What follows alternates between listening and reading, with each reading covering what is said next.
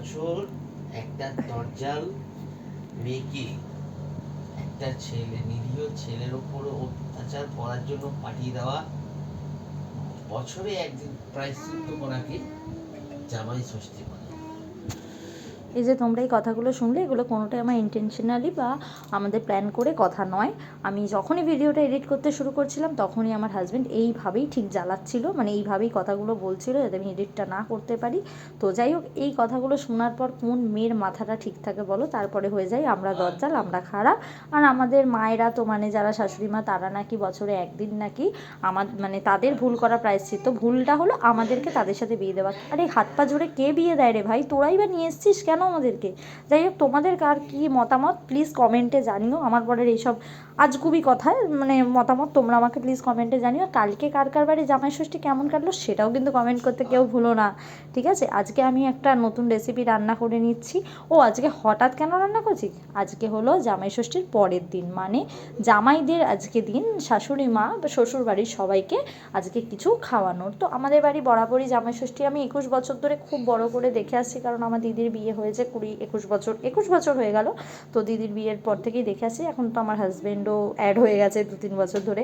তো যাই হোক, এখন দেখো আজকে ওদের কাছে দাবি ছিল, মানে আমার পুরো ফ্যামিলির কাছে, বাপের বাড়ি ফ্যামিলির কাছে দাবি ছিল আজকে আমি রান্নাটা করব, ঠিক আছে? রান্না আজকে মানে ওদের আমার হাতের রান্না নাকি খুব ভালো লাগে, কি জানি, আমি তো বুঝি না কি কেন এত ভালো লাগে। তাই আমি নতুন কিছু করার চেষ্টা করি প্রতিবারের মতো, এবারেও একটু নতুন কিছু করার চেষ্টা করছি। আর যেহেতু আমি ঠিকমতো মানে রান্নার সময় না আমি কনসেন্ট্রেট ভিডিওর দিকে থাকতে পারি না, যে ভিডিও করব রান্না করব, ভিডিও করব রান্না করব। যারা পারে তাদেরকে তো মানে অনেক অনেক ধন্য আমি তাদের প্রতি, কিন্তু আমি পারি না, তাই আমার রান্নার ভিডিও দেওয়াও হয় না। তো আজকে একটা নতুন কোনো রেসিপি আমি করার জন্যই রেডি হয়ে রয়েছিলাম, নতুন একটা রেসিপি করব বলে। তো আজকে যদি দিদি না থাকতো তাহলে হয়তো আমার পক্ষে সম্ভবই হতো না রান্নাটা করা, কারণ দিদি এত কাটা বাটা করে দেওয়া, এইসব করে দেওয়া, মানে আমার প্রচুর লেট হয়ে যেত, তাহলে আজকে কারোর খাওয়াটা জুটতো না। মানে ব্যাপারটা ঠিক সেটাই। আজকে সকালে যেহেতু আমরা সকালে যেহেতু আমরা নর্মাল খাবার খেয়েছি, কারণ আমরা যে মানে খুব হেভি কিছু খাইনি, কারণ প্রচণ্ড গরম নিয়ে কার কী মতামত তোমরা আমাকে প্লিজ জানিও, যে কারদের ওখানে কত ডিগ্রি গরম পড়ছে।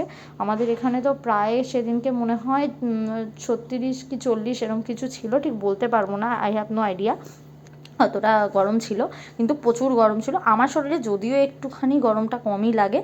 বাড়ির সবাই তো বলে আমাকে ভগবান কী দিয়ে তৈরি করেছে, কী করে জানবো। আচ্ছা, আমার রেসিপিটা দেখে কেউ যদি বুঝতে পারো যে কী রেসিপি করছে, সেটাও কিন্তু কমেন্ট করতে আমাকে ভুলবে না, ঠিক আছে? আর যেহেতু দেখো এক জায়গা থেকে আরেক জায়গায় করলে একটু তো অসুবিধা হয়।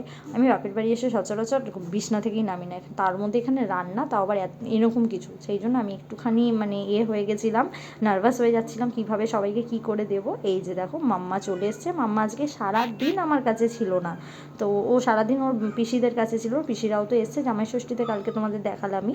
তো এখন আমি এটা ঠিক করেছি, আমি আর দিদি মিলে প্ল্যান করেছি আজকে জামাইদের হাত থেকে শাশুড়িকে খাবার দেওয়ার। দেখো জামাইদের হাত থেকে শাশুড়িকে আমরা খাবার দিয়ে দেওয়ানো করিয়েছি, আমি বেড়ে দিয়েছি, জামাইরা দিয়েছে, দিদিও আর আমি মিলে সবটা রেডি করে দিই। আজকের আমার এই স্পেশাল মেনুটার নাম হলো গোল্ডেন পন রাইস, আর হলো আওয়াদি চিকেন কোরমা। আমি অর্পিতাদির চ্যানেল খুব দেখি, তো অর্পিতাদির থেকেই আমি এই রান্নাটা শিখে করেছি। দেখো আমি যেটা করবো কারোর থেকে শিখে, সেটা আমি বলবো না যে নিজে নিজে, হ্যাঁ অর্পিতাদি গোল্ডেন রাইস করেছিল, আমি তার মধ্যে পর্নটা অ্যাড করেছি, কারণ আমাদের বাড়ির সবাই চিংড়ি মাছটা একটু বেশিই ভাল লাগে, চিংড়ি মাছটা একটু বেশিই খায়। তো যাই হোক, আজকে এইটা করে নিয়েছি। কেমন হয়েছে জাস্ট রিভিউটা শোনো না, কেমন হয়েছে সেই এটা ভালো আলাদা লেভেলের টেস্ট। এরকম আরো বলছিলে যে এরকম আরো রেসিপি পেতে গেলে মাসিকে সাবস্ক্রাইব করে দাও। মাসির নাম বর্ষার কথা বলে দাও, কি নাম? বর্ষার কথা। বর্ষার কথা।